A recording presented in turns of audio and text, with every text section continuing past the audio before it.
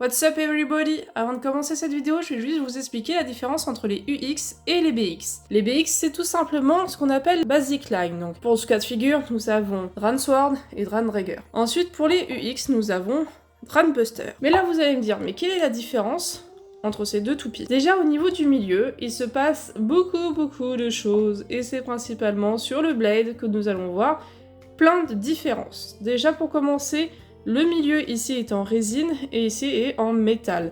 Donc le poids sur les BX sont répartis de manière entre guillemets égale au niveau de l'extérieur et aussi de l'intérieur. D'un point de vue de la Unique Line, le poids est justement réparti que sur l'extérieur. Donc le gimmick des toupies est entre guillemets un peu différent. Le poids va influencer la toupie dans des mouvements assez différents. Ensuite, il y a de nouveau quelque chose de nouveau qui va se créer au milieu, c'est au niveau du petit sticker que vous avez au milieu.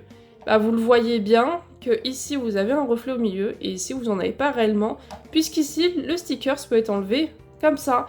Il n'a pas de couche protectrice, ce qui fait que là on peut le tourner et ici on ne peut pas. Parce que tout simplement en dessous ça se passe comme ça. Il y a déjà pas mal de petites différences et sincèrement qu'est-ce que je peux penser de la Unique Line? Est-ce que j'apprécie ou non la Unique Line? Je comptais en parler justement que dans cette ouverture des reviews sur les UX. Tout simplement parce que j'ai pas envie de me répéter à chaque fois. Tout simplement, je n'aime pas les Unique Line. Enfin, les 3 premières qui sont sorties, je ne les apprécie pas. Je leur trouve aucun intérêt personnellement et j'assume entièrement mes dires. Personnellement, d'un point de vue esthétique, je ne les apprécie pas. Je trouve pas que ça soit une grande nouveauté. À part Wizard Road qui a un petit intérêt, les autres, je sais pas, j'arrive pas à les apprécier. Et je comprends pas pourquoi Takara a décidé de sortir des Unique Line alors qu'on avait déjà la Basic Line qui était fantastique. Peut-être que je me trompe, peut-être que je changerai d'avis au fur et à mesure du temps et j'espère en recevant Shinobi, donc la 4e Unique Line qui sort, que je serai un peu plus contente des produits, mais pour le moment c'est vrai que je suis très sceptique, j'ai beaucoup de mal à les apprécier et j'espère malgré tout être neutre au possible dans mes reviews.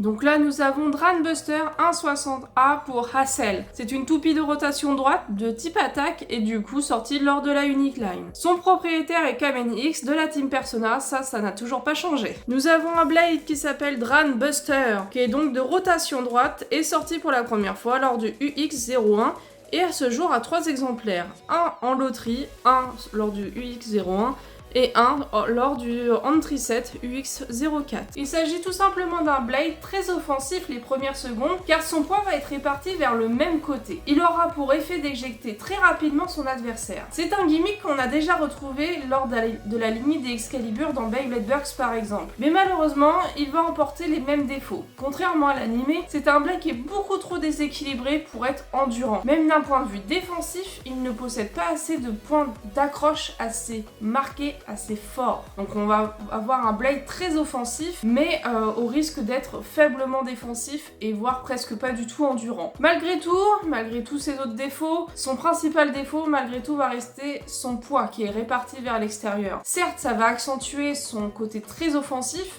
mais son endurance va être catastrophique, ça va vraiment lui en coûter beaucoup. Et surtout en fin de rotation, quand ça va commencer sérieusement à se déséquilibrer, son poids va vraiment lui être fatal parce qu'elle aura énormément de mal à se redresser, ce qui va lui causer dans beaucoup de cas, un arrêt de rotation très marqué. Au niveau de son ratchet 160, il va se passer quelque chose d'assez particulier. En effet, comme vous le voyez, ce ratchet a un côté plus accentué, ce qui s'appelle 160. Quand on le place au niveau du blade, dans ce sens-là, il vient accentuer ce point-là de manière offensive.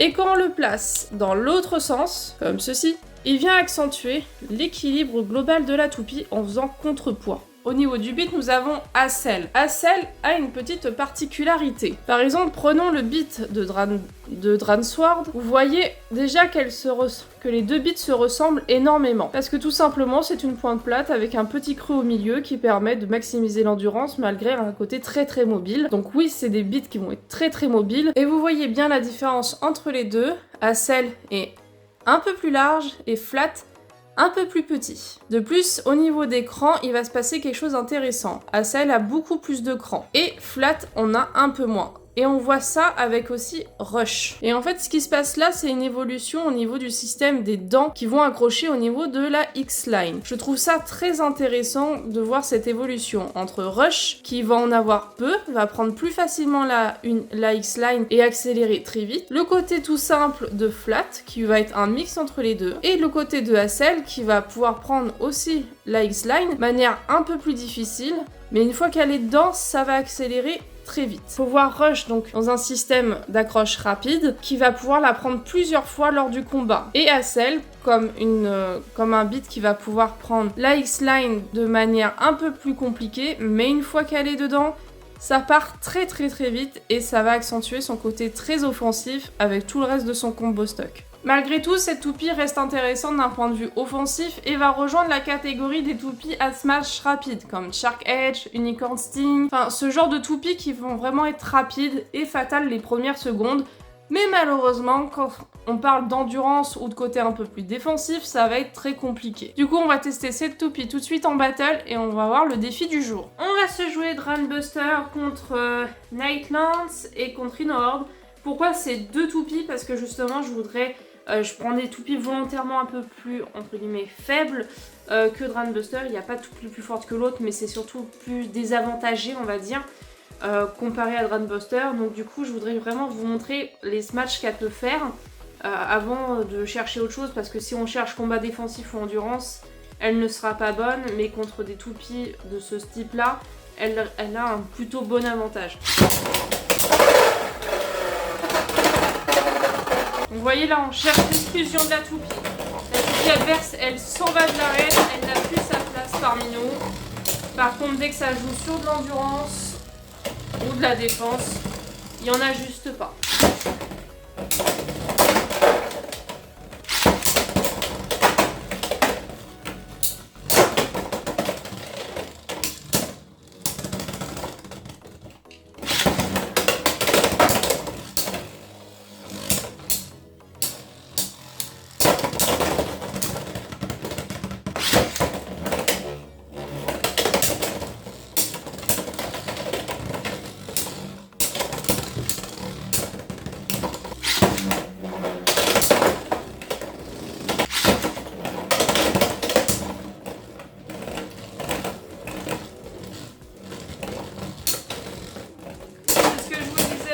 Aussi, c'est que avec du coup ces nombreux crans, elle a du mal malgré tout à prendre la X-Line, elle a tendance à la percuter sans réellement entrer dedans, mais une fois qu'elle est dedans par contre ça part très vite.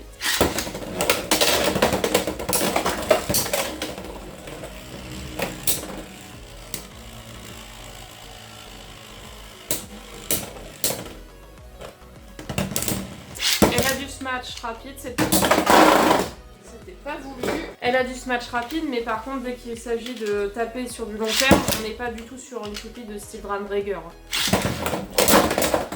Si vous voulez une toupie de la lignée des Dran, tout simplement, qui va avoir du smash rapide et de manière prolongée, allez chercher Drandrager, c'est celle qui vous plaira le mieux.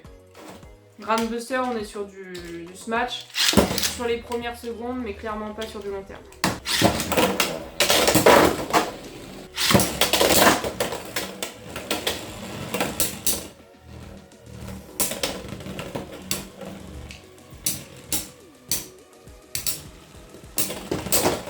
Petite conclusion vis-à-vis de Dranbuster, c'est la même chose que l'Excalibur dans le sens où on n'a rien inventé dans cette toupie, hein. Sincèrement c'est un concept qu'on a déjà vu. En soi, si vous voulez vraiment gagner avec Dranbuster, affronter des toupies clairement de type Rhinohorde, c'est-à-dire avec un et Nightlands aussi, hein, bien sûr, où on va avoir un certain déséquilibre de base, quelques petits défauts par-ci par-là. Dranbuster a clairement un avantage sur ce genre de toupie. Bien entendu, après c'est toute une question de probabilité aussi, de combo, etc. et du joueur. Mais je trouve que malgré tout, son gros désavantage à cette toupie, c'est son endurance et sa forme, hein, globalement. Hein. On est sur une forme qui est très désavantageuse d'un point de vue endurance. Et d'un point de vue offensif, par contre, elle est excellente pour envoyer les toupies loin, et là on cherche de l'éjection pure. Mais voilà, ne vous dites pas que vous allez gagner avec Grandbuster si les 5 premières secondes n'ont pas été fatidiques pour le jeu. Cherchez pas, vous gagnerez jamais sur de l'endurance.